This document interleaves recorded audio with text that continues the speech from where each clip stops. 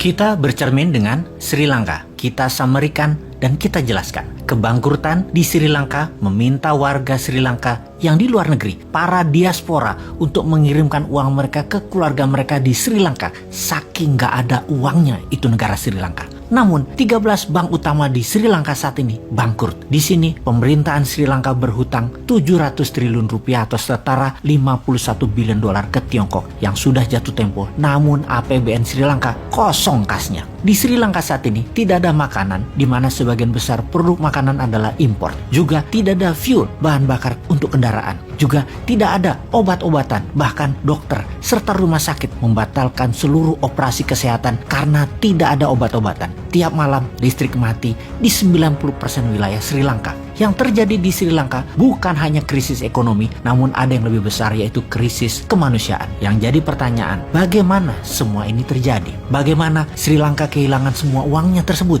Kita akan jelaskan dalam episode kali ini untuk menjadi pelajaran bernegara bagi kita semua. Video kali ini disponsori oleh Dinaran, yang merupakan sistem pembayaran menggunakan emas hingga pecahan 0,01 gram, di mana kalau memerlukan fisiknya bisa diambil di ATM Gold. Saat ini baru 1 unit ATM tersebut, dan di tahun 2022 ini akan menambah 50 unit ATM Gold yang baru di seluruh kota besar di Pulau Jawa dan Bali. Kembali ke Sri Lanka. Pertama ada masalah kebijakan atau government policy. Kemudian ada masalah politik. Dan kemudian ada masalah yang namanya Tiongkok. Akar dari banyak masalah di berbagai negara. Kita mulai dengan kebijakan negara di Sri Lanka. Hasil saat ini adalah buah dari mismanagement yang panjang yang telah dilakukan oleh Sri Lanka, yaitu masalah fundamental. Impor lebih banyak dari ekspor, belanja negara atau spending lebih banyak dari earning atau pendapatan negara. APBN Sri Lanka negatif. Neraca perdagangan defisit karena banyak impor. Anggaran defisit karena kebanyakan belanja spending. Ini juga disebut dengan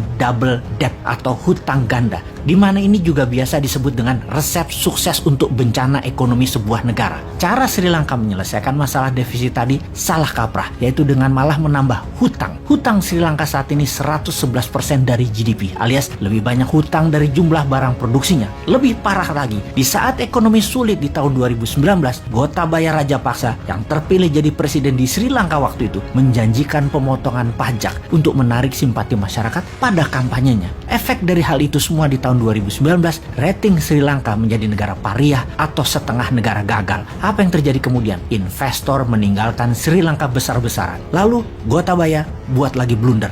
Dia melarang pupuk kimia di Sri Lanka. Bukan untuk kesehatan, namun karena tidak ada dolar untuk membeli pupuk, dia bersandiwara, bernarasi untuk kesehatan. Tapi hal itu semua blunder, membuat petani gagal panen hingga menurunkan jumlah produksi beras hingga 50% turunnya. Sejak Juni 2021, Sri Lanka menjadi pengimpor beras. Di tengah kekacauan tersebut, sejak Juli 2021, di mana dukungan terkuat Rajapaksa adalah Sinhala Buddhist, atau kalau di Indonesia adalah gerakan keagamaan. Dan kemudian saat itu mulai goyang kepercayaannya karena Sinhala Buddhist mulai berbalik membela rakyat, tidak membela Rajapaksa. Ada lagi sebuah kebijakan yang blunder, di mana harusnya mengutamakan pasar atau pro market approach, tetapi malah mengutamakan well driven mode. Maksudnya apa? Malah pamer kemakmuran dengan membangun infrastruktur jalanan. Itulah well driven mode, bukan pro market approach. Padahal isi dari infrastruktur tersebut tidak ada. Fuelnya impor, mobilnya impor, dan untuk mengerjakan hal ini Rajapaksa bekerja sama dengan Tiongkok. Sri Lanka mendapatkan hutang besar dari Tiongkok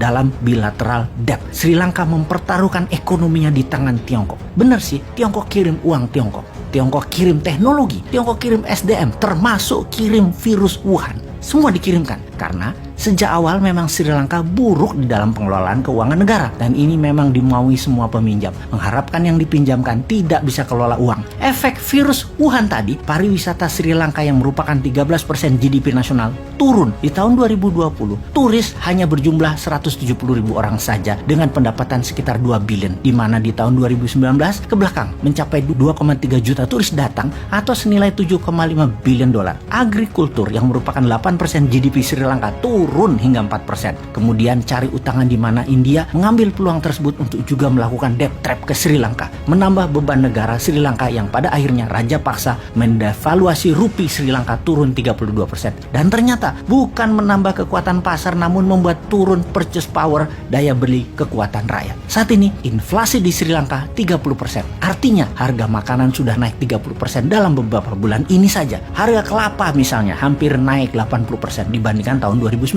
Harga bawang naik 100% dalam 2 tahun ini. Harga beras naik 90%. Harga ayam naik 55%. Yang terjadi di Sri Lanka kalau bisa disimpulkan, inflasi tinggi, utang negara tinggi, tidak punya cadangan devisa, serta mata uang yang turun terus nilainya. Setiap hari, yel-yel masyarakat go gota go menggelegar seantero Sri Lanka. Berapa sih cadangan devisa Sri Lanka saat ini? Hanya 1,9 billion US dollar saja. Hanya sedikit lebih banyak dari kekayaan selebgram dan seorang model Kylie Jenner yang berusia 24 tahun tersebut. Saat ini, Sri Lanka perlu uang untuk memberi makan 22 juta penduduknya, memberi keamanan dan membayar hutang negara. Saat ini untuk membuat muter ekonomi Sri Lanka perlu dana sejumlah 20 billion dolar. Siapa yang mau meminjamkan pada saat jaminan keamanan bernegara dan kelolaan negaranya amburadul seperti itu? Semoga ini semua menjadi pelajaran buat kita.